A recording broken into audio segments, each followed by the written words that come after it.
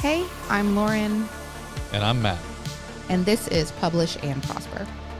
Where publishing, technology, and marketing collide.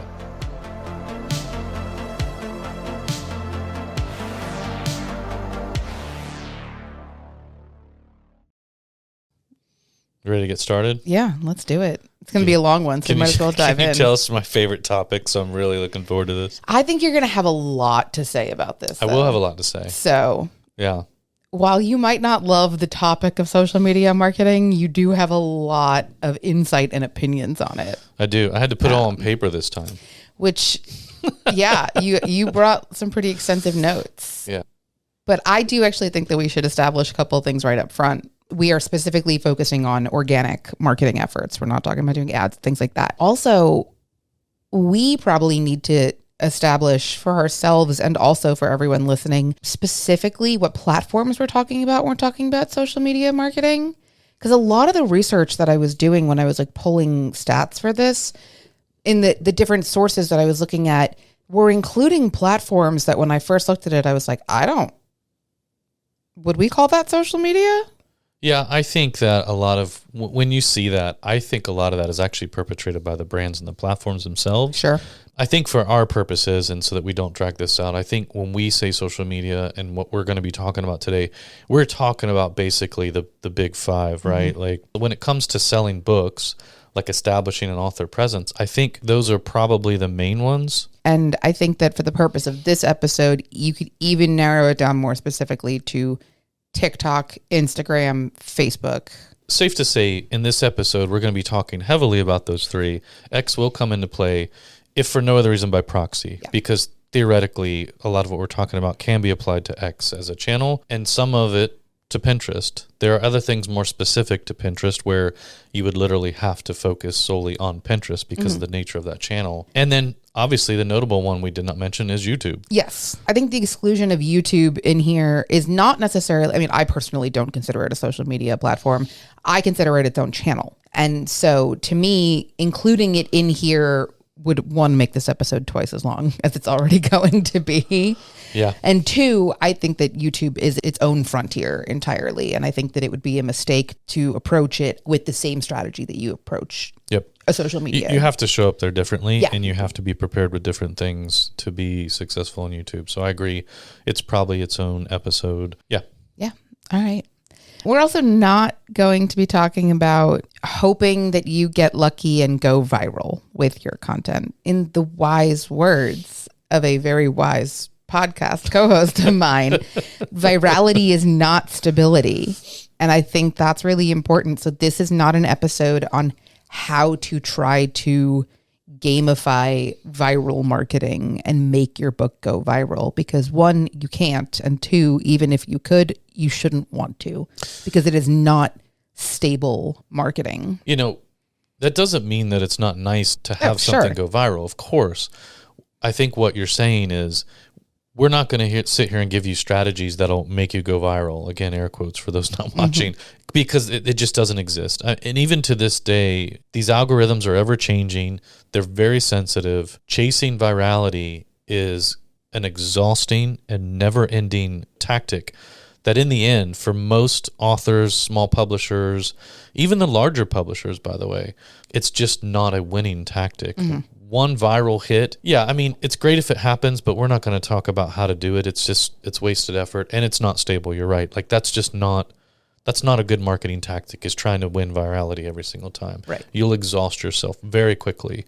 I'd like to think that if you do some of these things correctly, you'll get lucky and get one of those viral hits at some point. But if not, really what we're hoping is that you're able to build a very stable and continuous stream of discoverability, new sales, and a pipeline of getting people from these channels to your owned platform like email or website or whatever. Yeah.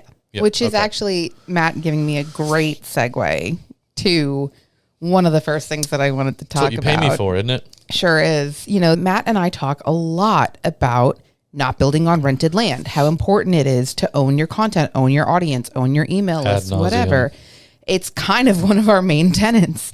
And now here we are saying social media marketing, which is very clearly, obviously not building on owned land. Yeah. I mean, again, we're not countering that. We're just saying don't build on that. Can't be your only thing.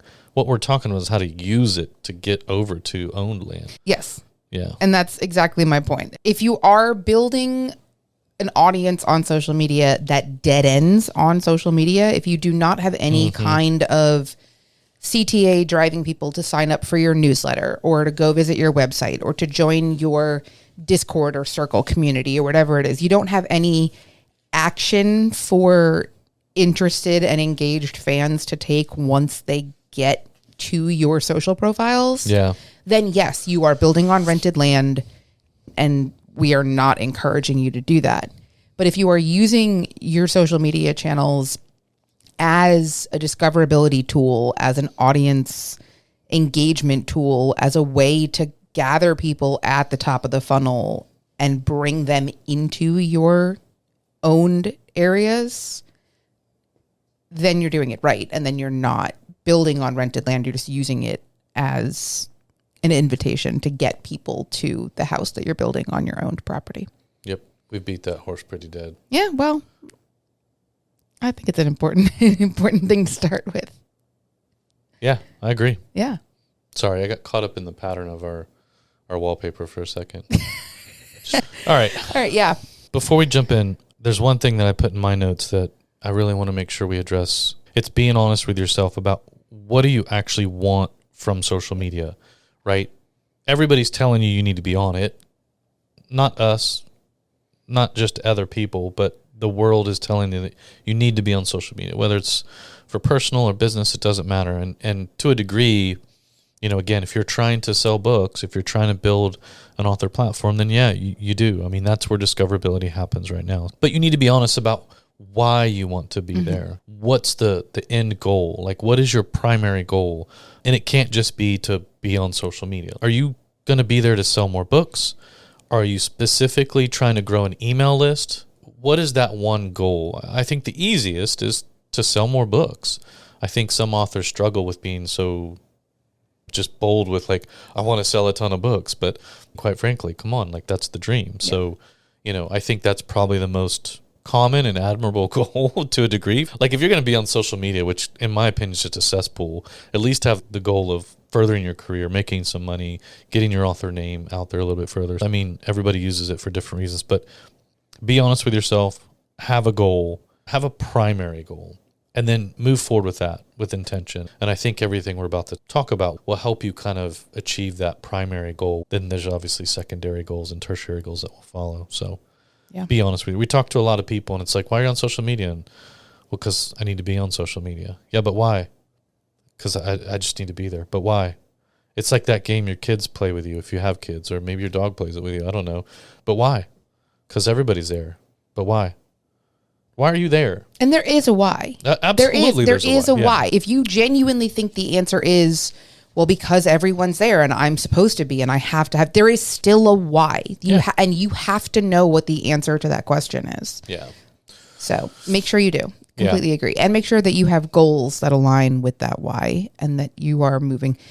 We are past the point of time where it is sustainable to just approach social media with no content strategy, no plan, no actionable goal, anything like that, just throwing things at the wall for the fun of it. Nobody has time for that. I'll take that a little bit further and quote our good friend Joe Polizzi, which is not only should you have a goal, but you should write that goal down. And it should be present in everything you're doing in that particular area. So for social media, you know, if your goal is to grow an email list, then you should write that down and literally have that in front of you. Like, I want to use social media to grow an email list of 1,500 subscribers by the end of whatever, by the end of the summer, by the end of the year, whatever that might be. But write it down, make it very specific. And every time you're creating content for social media, that should be there in front of you. Like, you should have access to that. You should see that. So if your goal is to sell, I don't know, 1,000 books this year, then write it down. I want to use social media to sell 1,000 books before the end of 2026. But if you don't write it down, if you don't look at it all the time, if it's just this sort of abstract goal in your head, then it has room to move around and shrink and grow, and that doesn't help you. So write it down, stick to it, look at it all the time, literally, and move forward. Yeah. Yeah. You have some really good things written down. So when we talk about being honest about why you're on social media, picking that goal, you also need to understand that there are 3 basic main ways that social media can help you achieve that goal and grow potentially your author brand, your publishing brand, your business brand, whatever that is. What are those 3 things? Discoverability. Yeah. Probably first and foremost, that brand awareness, that discoverability.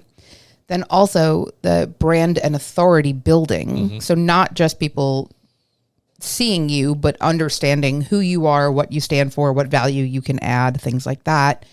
And then, of course, the customer aspect of it. So customer connection, maybe support, community, loyalty building, things like that. Yeah. So I think those are like the top kind of 3 things that we're going to focus on, plus whatever secrets Matt has in his notes. I don't know if I'd call them secrets. Well, they're just surprises. A bunch of stuff I didn't get a chance to put into your outline. So that's okay. I figured it'd just be easier. And, it's one of those things where you find a couple of really good data sets, which doesn't always happen. But thankfully, because social media is like such a thing, like it is the thing right now, there's a lot of data out there. There are other things we talk about where it's so hard to get our hands on data. And so we either have to use internal data and then sample that out, or we just don't have it. And we have to use feedback from actual people in the community, which is fine. But when you have access to as much data as we do around social media, it's, it does send you down a bunch of rabbit holes. For sure. Some of the stuff that we found is there was a survey done by Adobe this year. 59% of consumers unintentionally discovered a new product on TikTok. I would argue that number is probably a little bit higher. Oh, yeah, I agree. But nonetheless, again, if you're in the business of selling books or writing or trying to build an author brand, TikTok is unescapable. Right. And when you hear a number like, again, plus or minus 59% of consumers have unintentionally purchased something, or discovered a new product on TikTok, that's a big number. Yeah. Yeah.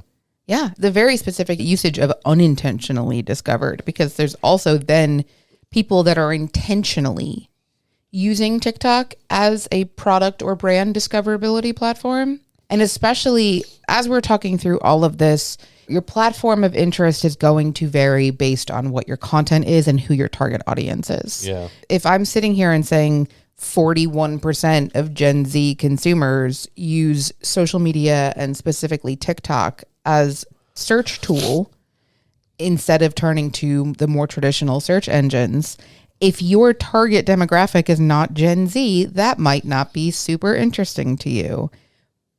But if it is, or even if that's your secondary audience goal and you're looking for new ways to branch out into that audience, these are the kind of things you have to be paying attention to. Yeah. And I think a lot of people, including myself, oftentimes equate TikTok with like younger people, like much younger than me. But that's not necessarily true. So again, Pew did a bunch of research and they released some numbers a little earlier this year. 37% of adults surveyed have used TikTok.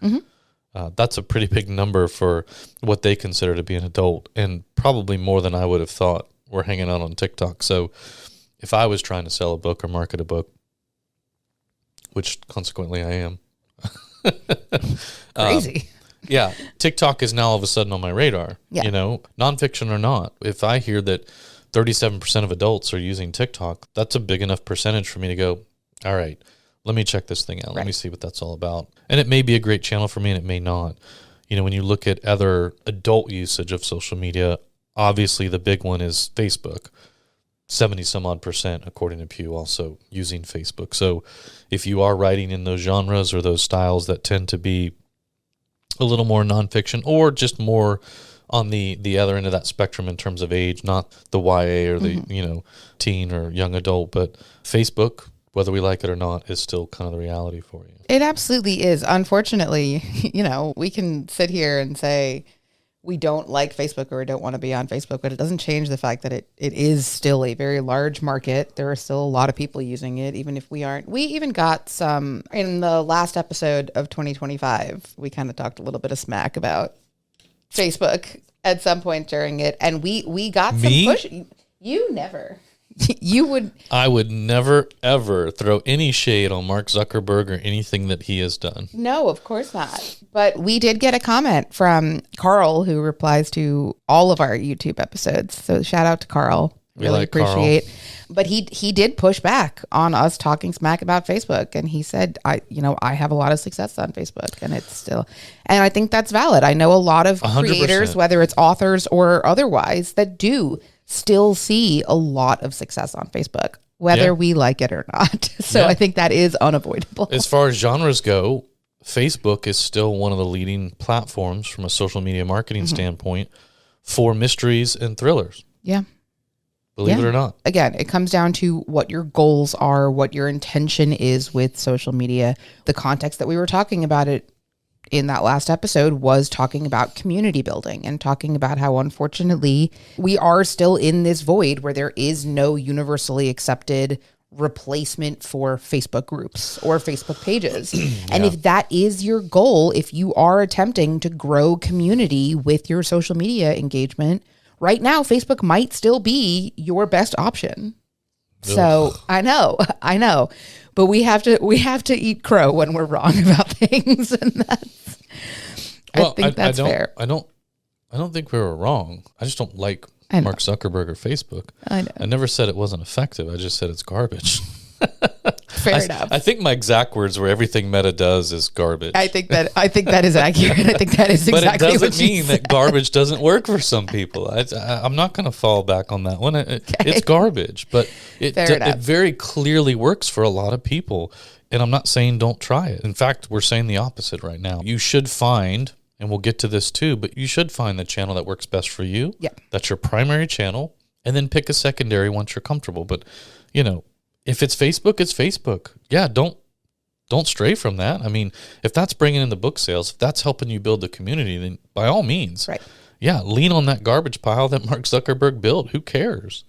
Especially who cares what I say. But yeah, I'm not saying it's ineffective for people. It's garbage. Just explore it with intent, I think, is the point. And if it works for you, great. And if it doesn't work for you, move on. I think actually what I had written, so my first point I wanted to make was, again, be honest with yourself. What's your goal for being on social media? The second thing I literally wrote out was understand where your readers are. And again, that's part of it, right? It may be Facebook. And so you just have to suck it up and deal with it. Yeah. And I hope that's not the case for me in my book, but whatever. Well, good luck with that. Yeah, well. But we'll see. I do also think that it's, as we're talking through this idea of discoverability and using these platforms as discoverability tools, I want to caution people against the idea of using these social media platforms as I'm just going to get up here and shill my book. Like every single post that I make is going to be buy my book, because that's not what we're talking about. If selling more copies of your book is the goal, you're using these platforms to make people aware of you, aware of your brand, aware of the value that you can add, aware of the problems that you can help them solve and the solutions that you can offer them. And the way they can do those things is by buying your book. But first you have to be able to convince them and show them who you are, what you can do for them, and why they should spend that money on your book. That's right. Yeah. Yeah. Well, there's two, I think, guiding principles for how you show up on social media, right? So we just talked a little bit about discoverability and figuring out potentially which channel or channels you should be on. But the two key things, around how you show up is, one, you have to show up consistently. That's how most people are winning social media right now. Broaden the definition of social media out to include YouTube, Goodreads, it doesn't matter. The way you win is by showing up consistently. Don't show up once a month to shill your book. Absolutely not. Don't show up once every 2 weeks, post a picture of your dog holding your book in its mouth, thinking you're going to do the cute thing, and then they don't see you again for 2 weeks. Right. Don't show up once a week with a decent post, but then never respond to anybody or never comment on anybody else's posts or never like anybody else's posts. So showing up consistently is number one. Number two is designing content, right? Creating content for social media that actually sells books. And that's different than just showing up to show your book. Yes. So creating content that sells books means you are actively engaging with existing and new or potential new fans. If you just show up like Lauren said and you just say, buy my book, and then you disappear for a couple of days, you come back, buy my book, you're not offering them any glimpse into you, your content, your world, why they should care. Even the most stark raving mad of your fans will get tired of that very quickly. They'll want more. And if you don't offer it, there are 10 billion other social media creators out there, authors, it doesn't matter, that can capture their attention. So understanding that you need to create content that will help you sell books, but it has to be more than just buy my book. Sounds counterintuitive or counterproductive, but it's not. So there's a lot of different things that you could do content-wise, right? Hootsuite put out a 2025 survey. One of the pieces of data they included in it was that roughly 60% of social content aims to entertain, educate, or inform without direct promotion. And that's the point. That's where you should be at with that, is that you should be trying to create content that adds value, that is going to lead people down the pipeline of who is this person? Because again, we're all playing the algorithm game, right? We're all playing the game right now of even the people that I follow aren't showing up in my feeds anymore because they're just like whatever platform I'm on, they're giving me. No, they actually gave you a feature to toggle now. Like, do you want to see content from people you're following or not? Like, duh, why would I want to see? That's how bad it's got. Even then, like I'll go on the people that I'm following page and I'll look for people that I'm following and not see their content. And then I'll go look at their profiles and they do have new content out and it wasn't on my people I'm following. Which as a side note is why you really need to make sure you tighten your profile and your bio up. It used to be not such a big deal because a lot of people didn't go to your profile. They just see you in their feed, right? Or in their stories or reels or wherever you're at. But now because of these issues, right? This fact that there's so much white noise out there on these channels and in these algorithms, even in your following, you have to make sure your profile is tight. You have to make sure your bio is really well done. And I think we'll touch on that a little bit later. But if not, I know we talked about it in another episode and we'll put that in the notes. But you really got to make sure that bio and that profile looks good these days. Yeah, just in case we don't get a chance to come back around to that, because we do have so much to talk about. It was episode number 86, which I will make sure we have linked in the show notes. It's on maximizing your first impression in the attention economy. One of the 4 key things that we talked about in that episode was social media and specifically how to make sure that your profile and your bio and all that stuff, that you're using that real estate with intent and impact. We can't just play the game anymore of like, if I use a trending hashtag, my content will show up in the right people's feeds. It's just not the case anymore. Katie Brinkley just did a really good episode on hashtags and whether or not they matter anymore. So really, you should check that out. Yeah. I think when you start to craft your content plan for social media, like the things that you're going to post, which is important to have a content plan, or at least, again, write out what are the things that you're going to be posting, the frequency. You're also not selling a single book. Mm-hmm. I only have one book, but I'm not selling a single book. I'm selling a relationship with that expertise, right? So I'm selling myself to a degree. I'm selling my expertise. I'm selling the expertise found in that book. The same is for fiction. Like, you're not selling a single book. You're selling a relationship with that type of story. Mm-hmm. Your readers enjoy a certain type of story.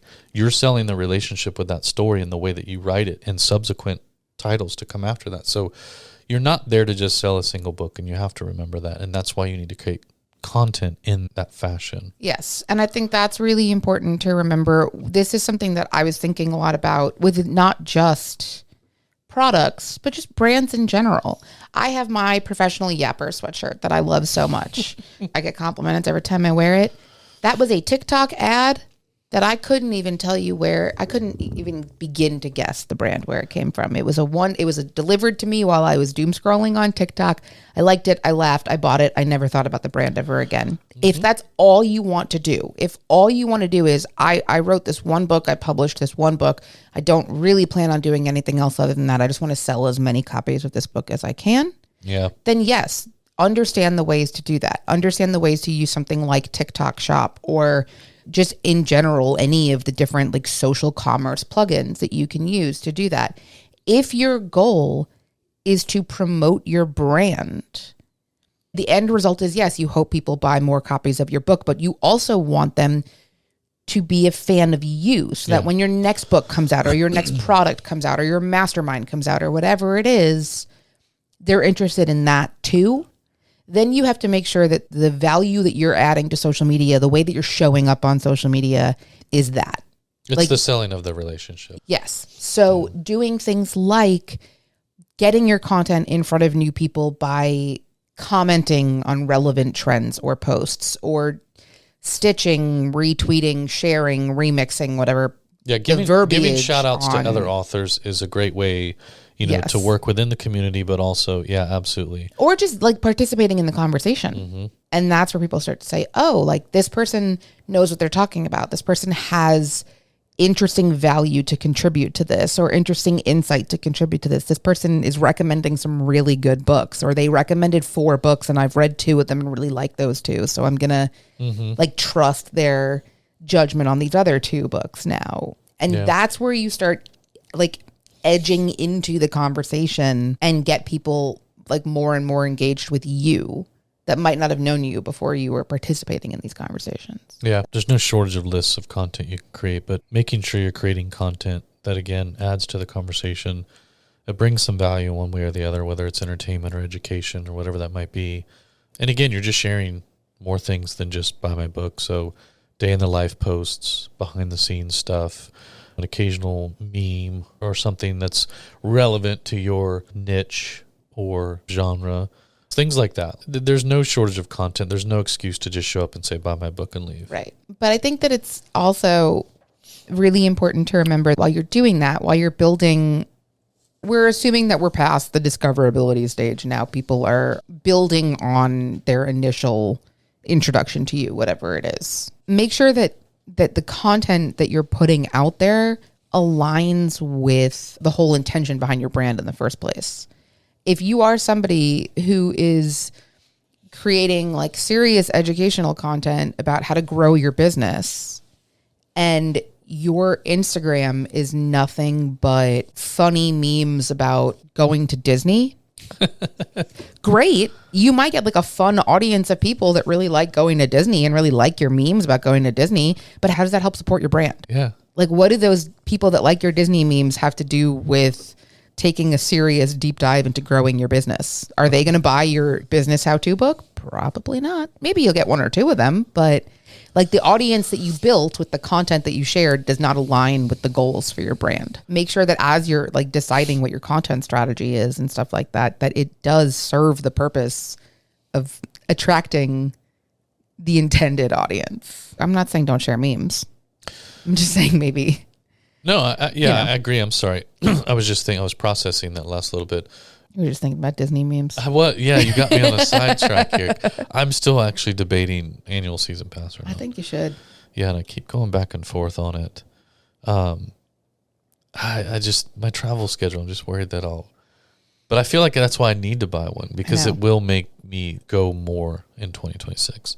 It will make me take some more time off and I don't know. Anyway, we can't talk about it. You're just going to. I know. This is how I derail every time. I'm so sorry. If only I had my own platform that I could talk about Disney on. Well, anyways. I think that's important, though, because regardless of which channel you look at, which data you look at, which metrics, who says what, these days social media is basically where people are going to get trusted information from. Yes. I hate to say that. I wish it wasn't true, but it doesn't mean there's not trusted individuals and organizations and data sets to be found on social media. Regardless of how you feel about that statement, that's what's happening. Doing the things that you just said, keeping things somewhat relevant to your content, making sure that if you're there to establish authority or credibility, that you're doing that you're showing up, like we said, consistently with those things. There's a study that Deloitte did. 83% of consumers said they see influencers or creators they follow as trusted sources of information. Again, scary statement, but nonetheless, it's a reflection of the world that we live in right now. So if you can put yourself in a position where you are providing value, where you do seem to know what you're talking about, where you are bringing to the social media table so to speak, valuable information that is relevant to what you do.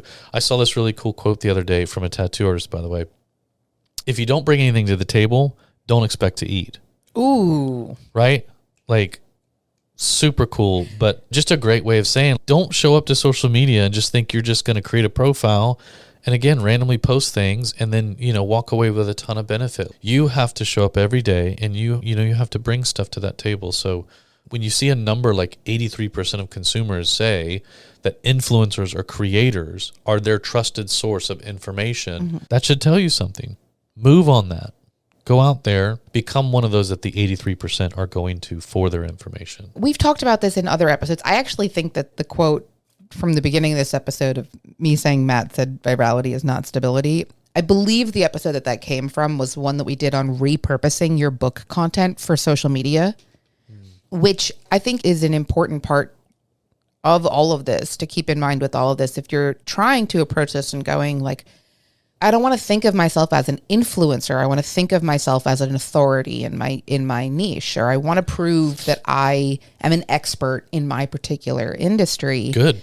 Yes, that's the point. Social media is one of the ways that you're delivering proof of that expertise. If Matt and I are talking about I think we're both going to try to go to Disney more in 2026. This is something that we're both going to do. I always am trying to look for new experiences when I go to Disney. I want to do one new thing every time, eat at a different restaurant, do whatever. There's a new restaurant that I want to try and I'm Googling, is this place any good? And I see 3 results come up and 2 of them are Yelp and Google reviews from angry people that had never been to Disney before. And they're giving it a thumbs down. And I'm like, I don't know if I'm going to take that. But if the 3rd result is a quote from Lou Mongello talking about his feedback on that, I'm going to take that. And it's not just because Lou's a friend. I'm going to trust his advice on this. Lou is an authority that has proved his expertise and credibility. And that's enough for me to go, oh, cool, great, okay. That's a trusted person. And that is something, if you're trying to build that trust and authority, you want to do whatever you can to have that content delivered in places. And social media is one of the ways that you have that proof of concept, proof of authority, proof of expertise delivered to new and existing fans and audiences. Yeah, we got to get off the Disney topic. I'm so sorry. My brain just keeps going off in other directions. It's not... You're right. It's not helping me, but it's a great way to wrap up the idea of using social media. One of the goals being, to create that authority, establish some credibility in a particular area, have that brand awareness and brand building happening in real time on social media. That is a thing. It does work. Yep. And there are many long tail benefits of that too, which, again, will help you in various organic search efforts, whether it's a Google search or a ChatGPT search or any of those other things. So great way to establish authority, build brand awareness. Generate social proof. Yeah, yeah. And not just social proof in the sense of testimonials, reviews, influencer feedback or anything like that, but just to prove that you are somebody who is actively engaged in the community and industry in which you are trying to prove your value in. Yeah. Let's talk about community. Connecting with your readers, your customers, your buyers, your followers, however you choose to describe and identify. Community is the obvious term that always comes up when people talk about social media. Community itself, also like social media, can have a very broad definition or a very narrow one. I don't necessarily want to get into that.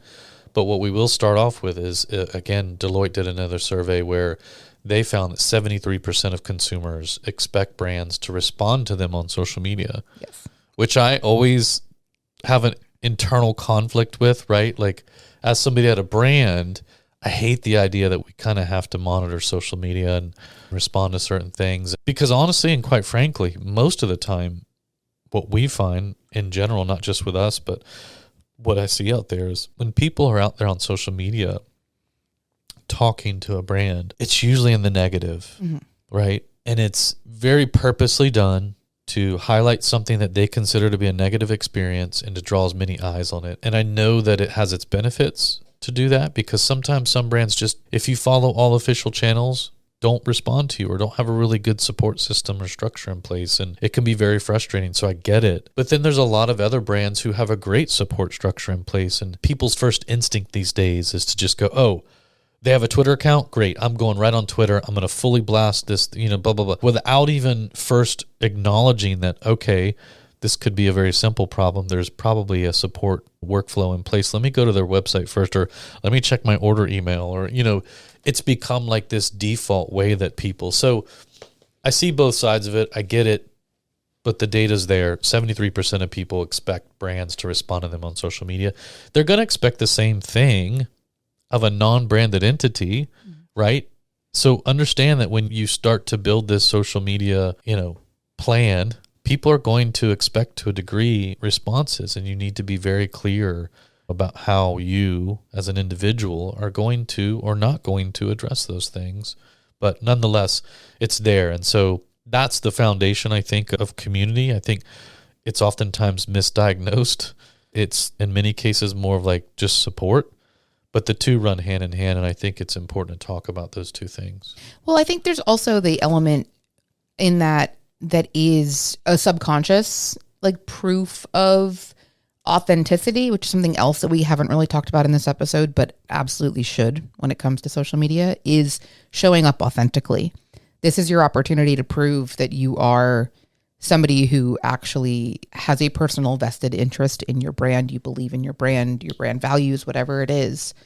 And, we did an episode fall of last year. We talked about customer service and how to provide customer service. And in that episode, we did talk about kind of discouraging solopreneurs and small business owners from providing customer support on social media. And I stand by that. A lot of the surveys that these like big companies are putting out, they're talking about major brands that have an in-house support team, that have software and tools that they can use to integrate with their social channels. If you're like a one-person team trying to do all this, it can be difficult to provide customer support on social. And I would still encourage you to respond to people and say, hey, please email me or fill out this form here, and I'd be happy to help you, just so that you can streamline that.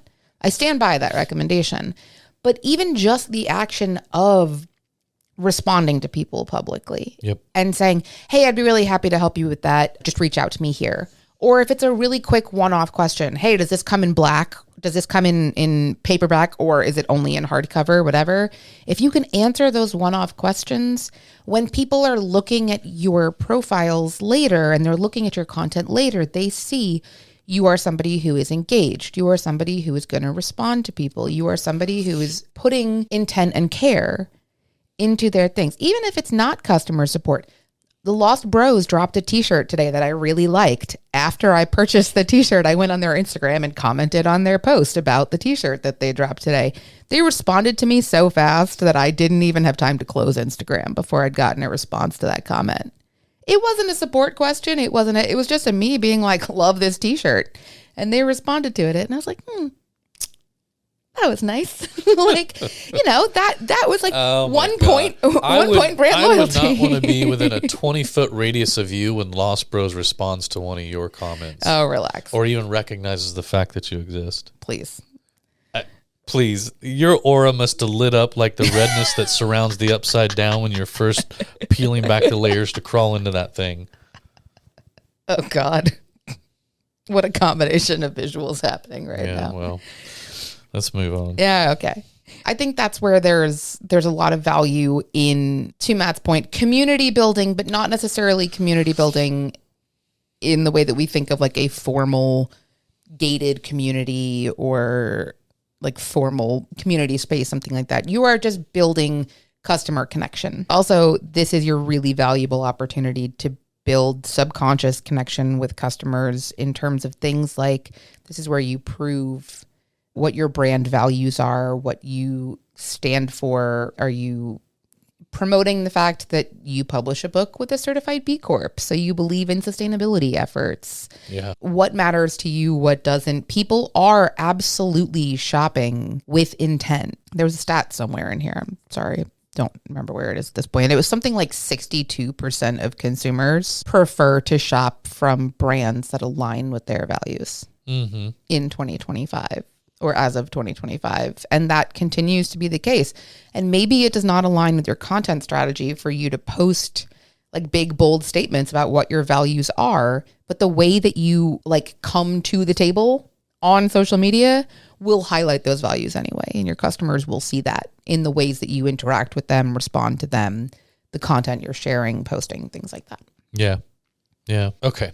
We're running short on time as we knew we would. So we're going to move into the last little bit about common mistakes people make or where they go wrong with social media, things not to do, whatever. I separately had written, a list of things, common mistakes that I find and things that we've talked about and just, some of the other stuff I saw out there. And I think they pretty much align with what you've got too. I had roughly 5 things that I think are common mistakes, and I've actually made some of these too. So, there's a little bit of personal there as well. But the number one thing is trying to be everywhere at once, right?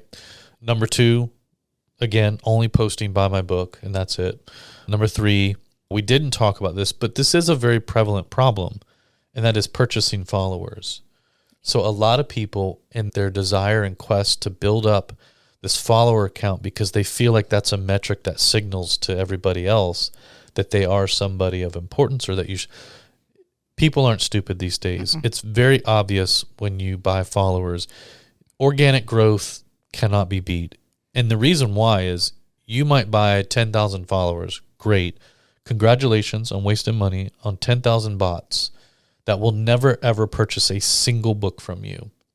But had you just organically, slowly taken your time, done a lot of the things we're talking about, you would have built up a follower list of, I don't know, let's say 500.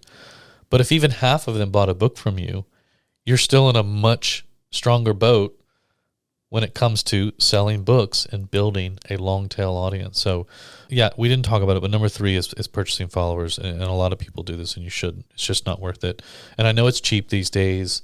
You can get 10,000 followers for like $50, but it's not worth it. It really isn't. And people see through it and it just makes you look bad. Number 4, again, ignoring your readers' demographics. So when we talk about understanding where are people within your genre or age group or however you're sort of slicing and dicing your audiences, where are they hanging out? Understand where that is. Don't ignore those demographics because that's really, if you show up to Facebook, but you're posting content on Facebook that really needs to be over on, Instagram or TikTok, you're going to be wasting a lot of time. And then lastly, again, we didn't talk about this yet, but social media is a marketing tool. Give it the appropriate amount of time, but don't let it eat into your writing time or your creativity time. So make sure that you're not over posting. Make sure you're not spending too much time on these things. If you find yourself spending too much time and neglecting your writing, there are a couple things wrong. One of which is you're not creating the right content on social media, because if you feel the need to over-create, then that must mean what you're creating is not resonating and you're feeling like you have to overcompensate. So you need to look at that. The other thing going wrong is that the obvious, you're not writing, you're not creating more books. So those are kind of the 5 things I put. Many of them overlap what you have, so we can run back through a couple of the ones where we have overlap. I think some of them overlap too in multiple ways. Matt said that your first one was trying to be everywhere at once, and then one of the other ones was also like not knowing your audience demographics and being in the wrong place. Yeah.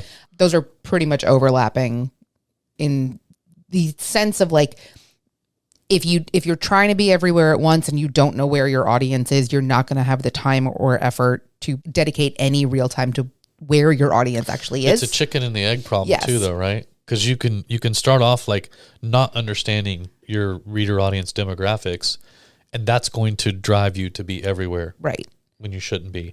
Or you can just jump into social media and say, I'm going to do all these channels, and you're not going to come away with a solid understanding of where your audience is. Right. So. Right. So, either way, it sucks. Do whatever you have to do, whether it's test it out, whether it's make your best educated guess, whether it's start on one platform and, grow it over time and then add another one and add another one and add another one, whatever it is. Again, for like the umpteenth time this episode, approach it with intent. Have a strategy, have a plan, approach this with intent. Paul and I talked about this in the episode that we did on content strategy, where we talked about the difference between a channel like a blog or a podcast that is your primary content channel, and then something like social media is your delivery channel, which is to come back to Matt's point about if you're spending all your time creating social content, then you're not writing, you're not creating new projects, you're not creating new products, you're not growing your brand, you're not working on your business. That's the difference between building on rented land and building on owned land. You're using your social media as a content delivery platform to get people interested in your content that you're creating, and then they're coming to those content channels from social media. And that's one of the big mistakes we see people make, where they're not doing that. They're not using their social as a delivery tool, but instead using it as a, like, I'm just engaging on here. Yeah. And then what was your second one? I'm sorry. My second one was only posting by my book. So again, making sure that that's not the only reason why you're showing up. So you're showing up to talk about other things, all those things we talked about that you can post, whether it's behind the scenes things, whether it's cover reveals, whether it's giving a shout out to another author or an event, or there's so many things you could be posting about. But having a plan, even if you have to write it out in a little notebook, like week by week, like Tuesday I'm going to post this, Wednesday I'm going to post this, Thursday I'm going to post it. Like, you need to have a plan. You can't just show up and say, buy my book. Yeah. And I think that, combined with the buying followers thing, can be summarized in, people make the mistake of not showing up authentically. People are so focused on, I got to get those numbers up. I got to get this content out there. I need people to buy my book. I want it to look like I have a bunch of followers and they're all buying my books. Like, that's not showing up authentically. That is not providing value. That is not proving who you are as a brand. And it's more likely going to blow up in your face than it is to actually, like, serve the purpose that you're hoping that it's going to. Yeah. I mean, the goal is to become an author who sells books and makes money from their writing. In the very rare instance where your goal is to just look like a successful author, then you shouldn't be doing those things like buying followers and just showing up to show your book.